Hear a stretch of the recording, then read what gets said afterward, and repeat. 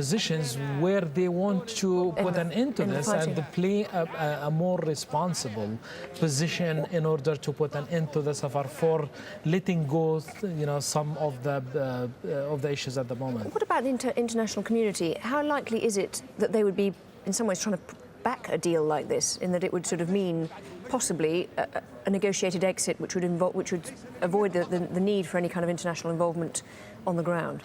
Actually, the international community has a very important role to play at this point, which is a complementary position to the position that's taken by the opposition in Libya. And that position that they can play is in intensifying the pressure on the regime. Because the regime, let's keep in mind that it's not yet a serious offer with the details and on all of that. And the regime is does not trust that this is coming genuinely and sincerely from the opposition, that they can accept it and that will not be pursued after their departure. So with intensifying the pressure coming from the international community, I think the offer will be more seriously dealt with by Gaddafi and his regime. So what about, does Gaddafi have a strategy? He's obviously got tactics, because his airplanes are still bombing various places. We've had reports just in the last little while that those tanks and aircraft attacking the Libyan town of AlJazeera again. Yeah. But does he have a strategy, a longer-term plan? It looks like there is only one strategy that the Gaddafi regime has for now, is to gain more control of territories, to improve the terms of the negotiations later with the opposition, or they're hoping that they can still retake the rest of the country through intensifying the pressure on other areas. But under any circumstances, what the regime is trying to do is trying to solidify their position and to improve their conditions for any negotiations and to retake more territories in the country. But we'll still have to be seen. With more territories that he's losing, we're more likely to see compromises as for the negotiations with the opposition. Ibrahim Shaki, thank you very much indeed, as ever, for your thoughts. Thanks. Well, on the battlefront that Ibrahim was just mentioning, there has been more fighting. We're getting reports that forces loyal to the Libyan leader are using tanks and warplanes to attack the town of AlJazeera. But rebels there say they still control the town. Meanwhile, there's been intense fighting in Ras Lanouf. The city is a key oil terminal. Witnesses say they saw several airstrikes. Gerald Tan reports. The latest flashpoint in the Libyan uprising. Intense gunfire in the port city of Ras Lanouf. Oil-rich, strategic, and rebel-held for now. Forces loyal to Muammar Gaddafi have launched at least 4 airstrikes on Tuesday alone. Some witnesses say there have been up to 6 separate attacks. In the chaos, the rebel army takes aim at the sky. This man claiming there is a warplane above. A rocket. There is a rocket, he says. No exact figures just yet of how many lives lost in this offensive. Those sources tell AlJazeera an entire family was killed as they tried to flee the missiles. Many of the homes reportedly now evacuated.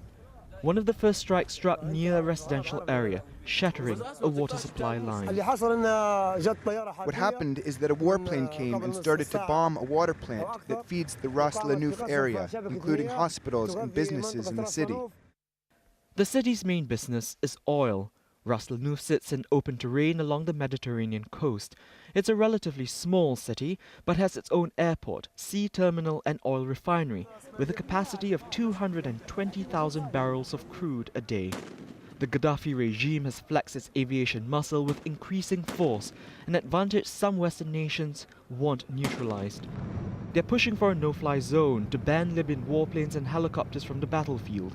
The UK and France are drafting a UN resolution to that effect, to be debated by NATO nations on Thursday.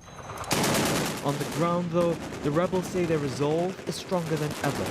They're awaiting reinforcements in manpower and weaponry from the east, as the Libya opposition's National Council decides where the next front line will be. Gerald Tan, AlJazeera.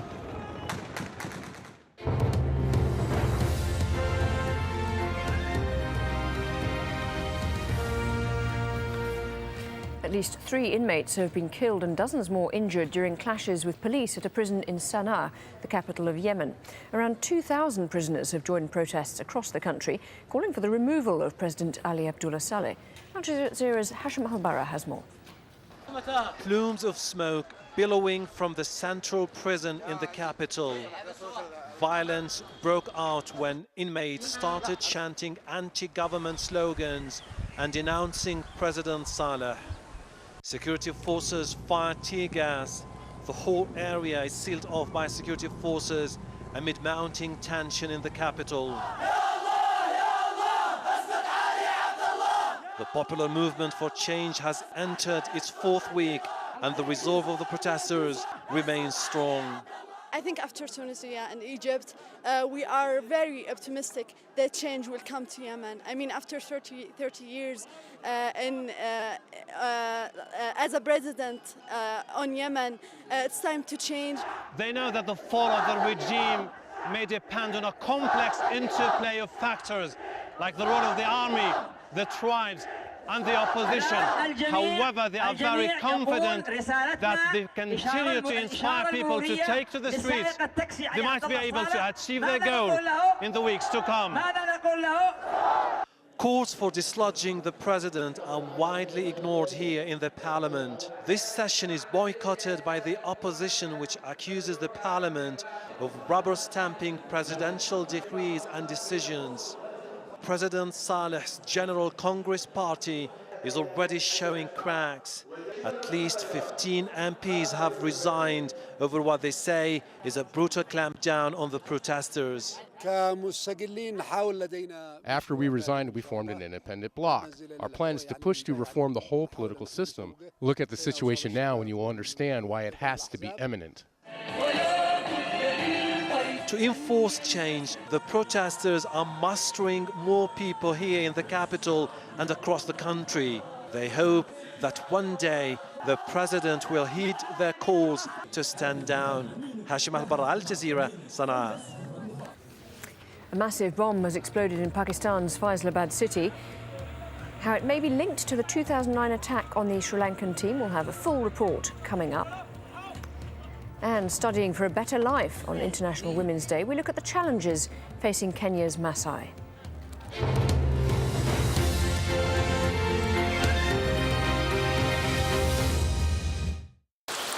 As a slight chill spreads across Melbourne, we'll find a way to perk you up.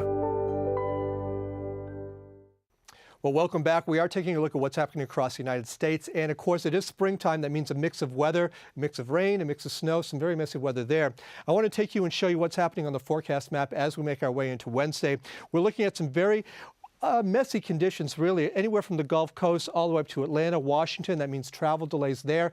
Then a little bit further to the north as we cross over into the Canadian border. We are looking at some very heavy snow showers. So this is going to be a very messy situation over the next couple of days, as well as to the northwest. From Vancouver down to Seattle, some mix of rain and snow as well. Los Angeles looking quite nice. We are looking about 26 degrees into their forecast over the next couple of days. Well, down towards South America, well, this is going to be the end of Carnival for Rio de Janeiro. They have seen some very rainy conditions through Carnival over the last couple of days, and unfortunately,